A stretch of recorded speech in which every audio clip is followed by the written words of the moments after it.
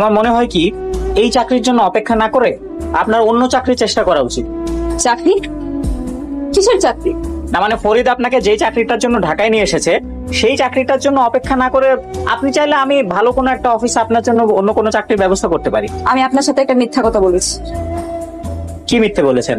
আসলে আমি বাসা থেকে পালিয়ে এসেছি। আমি আর ফরিদ বিয়ের পর দেশে বাইরে চলে যাওয়ার প্ল্যান করে পালিয়ে এসেছি। ফরিদ আমার টাকা পয়সা গহনা সব নিয়ে গেছে, সেগুলো বিক্রি করে ভিসা আর পাসপোর্ট করবে। আমাদের ভিসা হলে আমরা দেশে বাইরে চলে যাব। সর্বনাশ। আপনার সাথে আমার কিছু কথা আছে।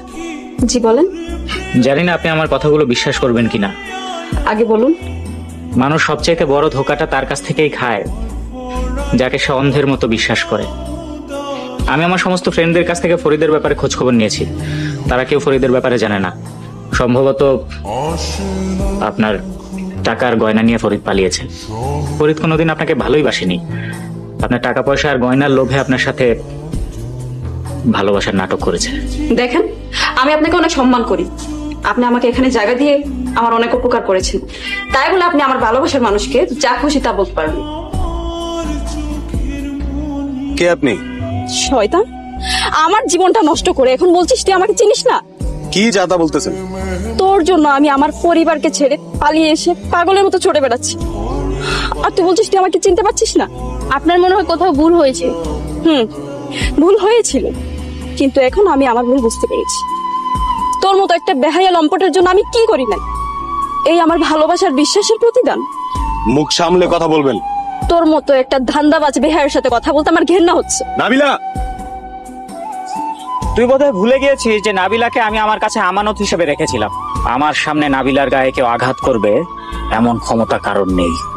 ফরিদ, তুই আমার সাথে এমনটা কিভাবে করতে পারলে? এবার তো আপনার বিশ্বাস হয়েছে, তো আরো অপমানিত হওয়ার জন্য অপেক্ষা করবে নাকি আমার সাথে যাবেন? তুই কোনোদিনও সুখী হতে পারবি না। কাউকে ধোকা দিয়ে কেউ কখনো সুখী হতে পারে না।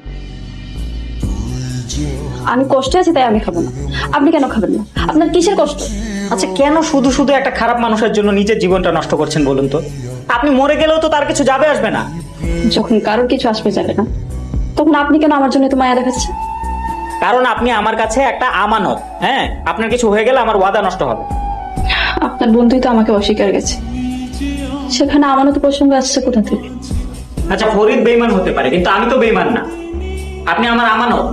আপনাকে সুস্থভাবে সসম্মানে আপনার বাড়ির লোকের কাছে হস্তান্তর করার আগ পর্যন্ত আপনার সমস্ত দায়িত্ব আমার।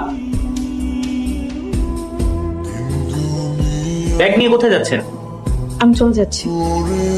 চলে যাচ্ছি? আচ্ছা চলুন, আপনাকে বাড়ি পর্যন্ত পৌঁছে দিয়ে আসি। আমি বাড়িতে যাচ্ছি। বাড়িতে যাচ্ছেন না মানে?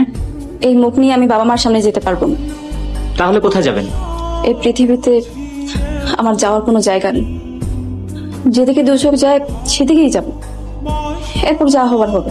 কে বলেছে যাওয়ার জায়গা নেই? আপনি চাইলে সারা জীবন আমার এখানে থাকবেন এবং সম্মানের সাথে থাকবেন। আপনি কেন আমাকে রাখবেন? আপনি আমার কে? আমি হয়তো আপনার কেউ না, কিন্তু আপনি আমার কাছে আমানত। আর আপনি চাইলে আমি এই আমানতকে সারা জীবন আমার এখানে ভালোবাসা এবং সম্মানের সাথে রাখতে চাই। এত কিছু জানার পরেও আপনি আমার সাথে কেন জীবন পার করতে চাচ্ছেন?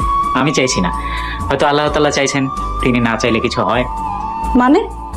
এই যে দেখুন, ফরিদ আপনাকে আমার কাছে কিছুদিনের জন্য আমানত হিসেবে রেখে গিয়েছিল। হয়তো আল্লাহ পাকের ইচ্ছা এই কিছুদিনের জন্য রেখে যাওয়া আমানতটাকে আমি সারা জীবনের জন্যই রেখে দিই। তাই হয়তো তিনি ফরিদের মাধ্যমে আপনাকে আমার পর্যন্ত পৌঁছে দিয়েছেন। এইটা যদি আল্লাহর ফয়সালা হয়ে থাকে, তাহলে আমি আল্লাহর ফয়সালা মেনে নিলাম। আলহামদুলিল্লাহ, আল্লাহ তাআলা আমাদের দুইজনকে কবুল করে নিক।